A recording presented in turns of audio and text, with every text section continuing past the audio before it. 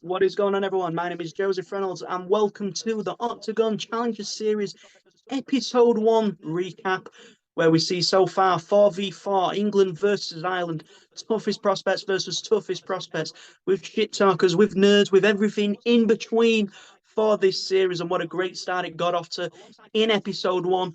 But the first thing we're going to do is we're going to talk about the teams a little bit for those that still don't know just who is in them. Obviously, we've got Hassan, Neri, Galetsi. We've got Jake McHugh, George Staines, and Bo Gavin as well, who was one of the first fighters that we saw fight. His opponent being the first member we're going to talk about on Team England in Aaron McDonald. Alongside him in his team is Dennis Frimpong, Armand Herzeg, and then the boogeyman himself, Mr. Matthew Elliott, in what promises to be a spectacle of a series. But so far, the show has proven to be a great platform for these fighters already, and the storytelling behind it has been something that I think is going to be a big part of this series. And at the end of the day is what's really going to help boost the regional scene.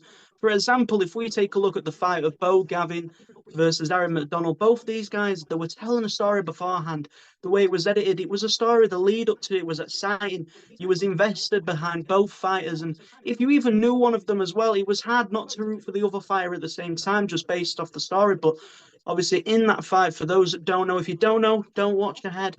Obviously, Bo Gavin was able to get that win. And just to see his reaction after the fight and sitting him down and talking to him there, it gives something to these fighters that makes them more than just fighters on the screen. To us, obviously, we may know them more than others may know them, or whatever it may be. But for people who are just seeing them for the first time, there's more to them than just a name. There's more to them than just they're a fighter. And that is the really big, exciting thing in this, that each of these fighters are going to be able to tell a tale. And regardless if they do win the series, they are going to be fighters that we do know, that we do hear about, and that we do see progress, whether it be an Octagon or outside of that, because they're all going to be able to have stories that people can invest themselves in, that people can relate to.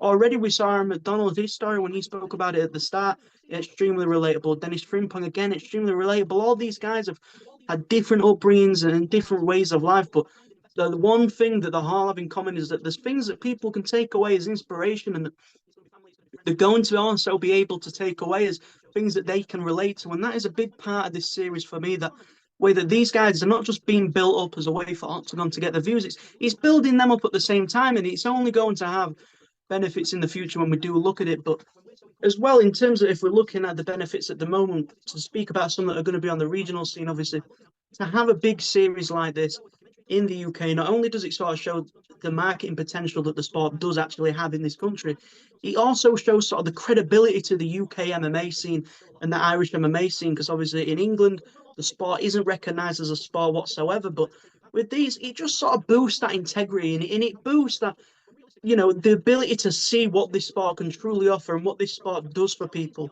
Because in terms of sort of looking at the four guys, you saw instantly they clicked as a team, and that's something that is going to be incredibly special for those to see, because this is more than just a violent sport that some people still see it as.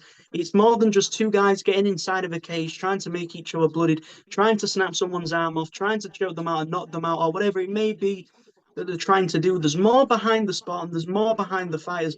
And I think for those that are watching it for the first time in the UK that don't really know much about MMA, it's not going to be something where they look at it and think, well, these just look like violent idiots or just look like fools. No, you're going to look at it and you're going to understand that there's more to this sport than just the violence that goes behind it. And that, for me, is a major positive in itself when taking a look at the series.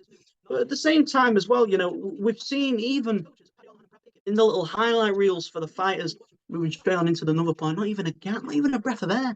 But you take a look even at the highlights of these fighters that we saw, they're coming from the regional platforms. We've seen the logos of FCC, we've seen the logos of Almighty Fighting, we've seen the logos of UKFC and all these different Irish promotions as well. And all that is going to do is, if people really do take that interest and take that sort of liking towards any of these fighters, they're going to want to see what they're doing. And if they see the logo, they may start to look on that show there, and they may watch the fights that they can find on YouTube.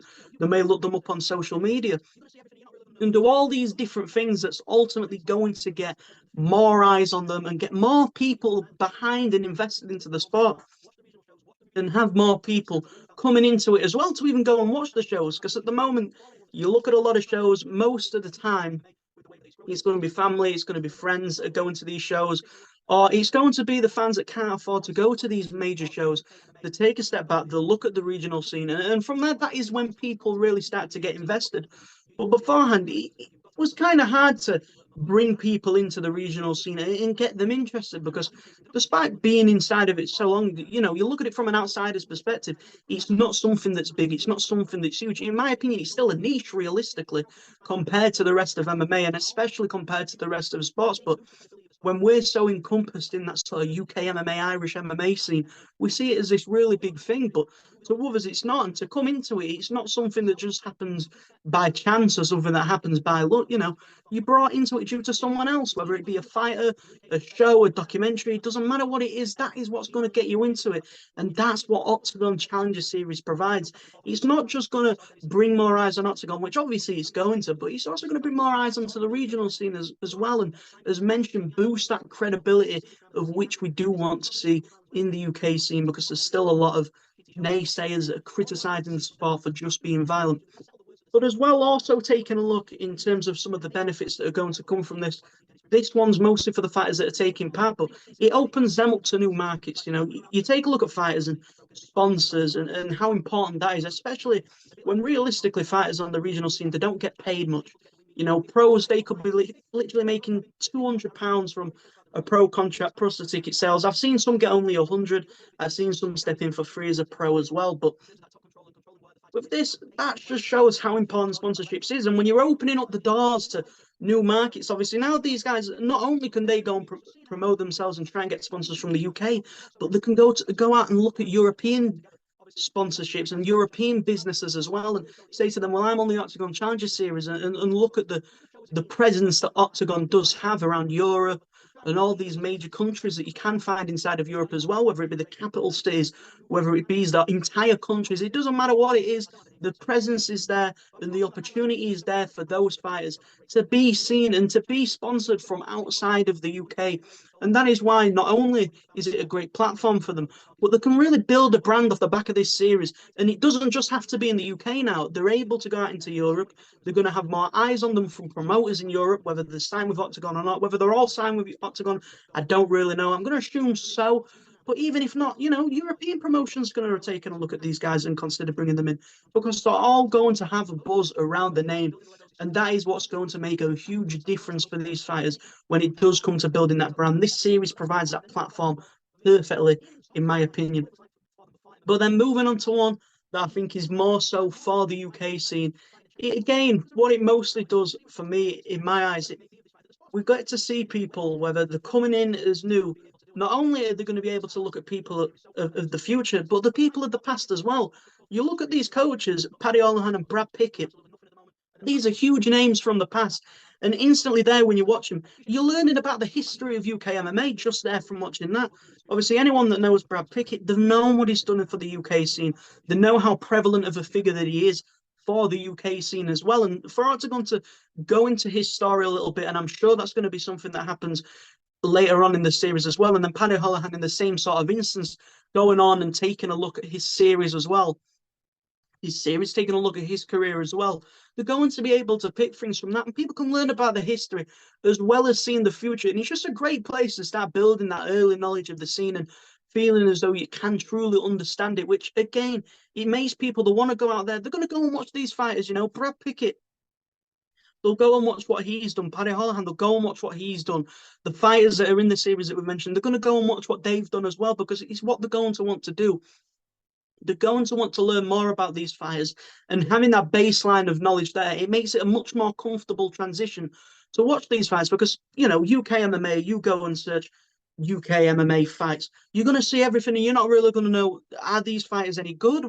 What do they do? But to have that baseline of the past, the present, and the future, obviously the present being Shamrock and Akon Wanlis as well for England and Ireland, you've got everything there that is going to give you a good platform to go out, watch the regional shows, watch the regional fights on YouTube, and really start to learn about these fighters. And it's an exciting sort of period, an exciting time, a sort of transition as well for anyone that's coming in, because this is the best time, in my opinion, if you're watching the series, to get into UK MMA with the way that it's growing. And this series is only going to supplement that and further boost it in as well. But in terms of taking a look at another one of the things that are going to be a big positive for the series, and what it is going to do for UK MMA has definitely got to be the ability in terms of looking at these fighters and just sort of showcasing just how talented each country is. Obviously, you take a look at England and you look at the UFC. Obviously, we've got Leon Edwards as a champion. We've got Tom Aspinall.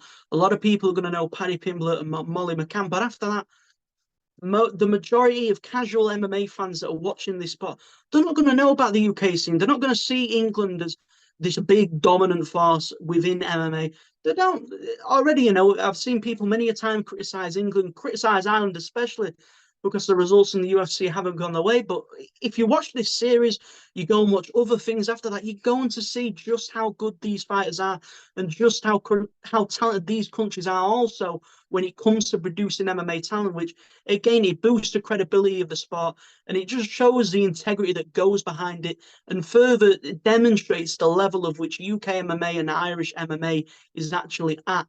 But moving on into the series and moving on into the episode one, we're now going to talk about Bish Bash Bosh, the challenge itself. Obviously, who can set the cars at the quickest time? And thank God they are sticking in the cage and not doing your MOTs or getting on the Formula One track because you will be finished. Obviously, Team England won the challenge. The communication was there, the teamwork was there, and they actually knew how to use the drill as well, which I think was a big help. Obviously, Team Ireland weren't able to get that, but what you did see is the teamwork was instantly there. They were able to work together. There was a jokes back and forth. Obviously, before the challenge, we saw Dennis and get ready to get into it. And obviously, moving on into the series, I'm sure there are going to be two people we see fighting. But that it's already building those rivalries. We're already seeing the excitement of it. For those that maybe aren't even that interested in the stories as well, they're going to see the drama, they're going to see the action. And this time, it's not going to be like your Love Islands where they don't back it up. They go and run off to the hotel room or whatever it is. I don't even watch these shitty shows. I only watch MMA.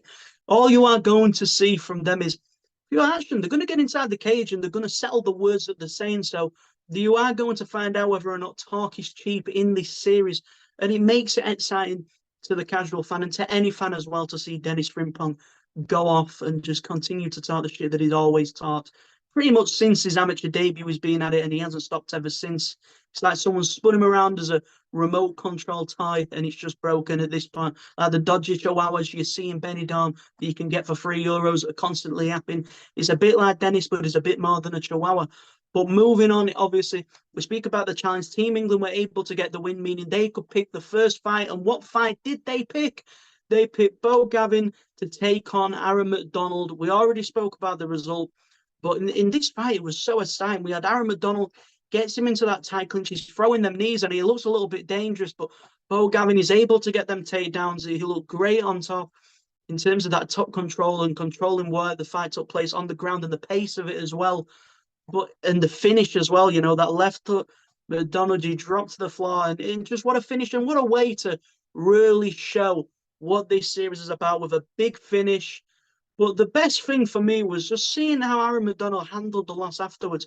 He weren't even disappointed for himself. It was more so for the team. And it goes to show just how quickly Ireland have sort of gelled as a team together. Obviously, these guys are all going to gel as a team. But Team Ireland, for me, so far, really showed it looks as though they've been together for years and they've come together and they've been able to do all this. And it just shows again that this sport is more than just fighting. These fighters are all going to go out the way to support one another. I'm sure McDonald, even though he lost the first fight, he's still going to be there. He's still going to be supporting them. And that is what makes MMA great. But then now we are going to move on into the final little snippets. This bit, I was going to say this was going to be a cool segment. I don't have a name for it, so you know what? I can't even give you a name for it. But I'm going to go over some of the highlights for me in the episode. We'll call it highlights of the episode. There you go. That's a great segment name. For me, seeing Dennis Frimpong chat his shit, been speaking to him, building up to it. He promised big things. He wouldn't give anything away, but he told me to tune in. Said that once people see what he is about inside that cage in the series, they're going to know that his talk is not just the talk. And that is what is making this incredibly exciting. Another one of my top moments for me was Bo Gavin speaking post-fight, seeing the emotion that he had in there and seeing what it meant to him as well as a fighter. He's someone that I think is going to be highly liked by everyone in this series, and getting that first win really is going to boost his career, in my opinion, regardless of what he goes to go on and do for the rest of the series. Another one for me, seeing George Staines on there. I'm a Yorkshireman. I want to see the Yorkshire boys on top. And George Staines, obviously, showing his absolute passion for being a stupid little nerd. I'm joking. He could really dismantle me, so I'm not going to call him that. But he's a nerd. We'll go with that. Obviously, building the Legos. It's something I used to have to do in school. They wouldn't let me sit in my lessons, and I couldn't do it. So, to be honest, I'm mostly jealous. If anything, I had to go and join the gardening club instead, so you could tell the fire I was special. But that's not the point. And then number four as well for me is just hearing the stories of these guys and what it was like for them before MMA. Just seeing that again, it goes back to that. It adds more than just a bunch of fighters getting inside a cage, fighting and chatting shit to one another.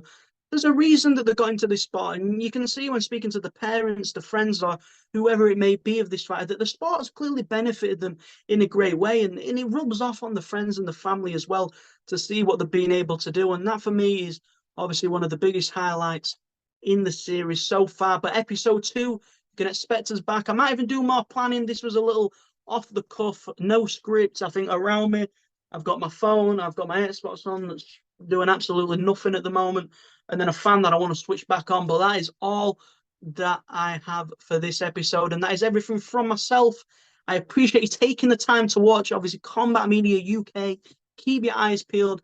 All the links to the socials will be in the description, and also to Liam McCracken's fundraiser for his unfortunate accident that he did have. So if you want to hear more about that story, be sure to check the links in the description. But thank you very much for watching.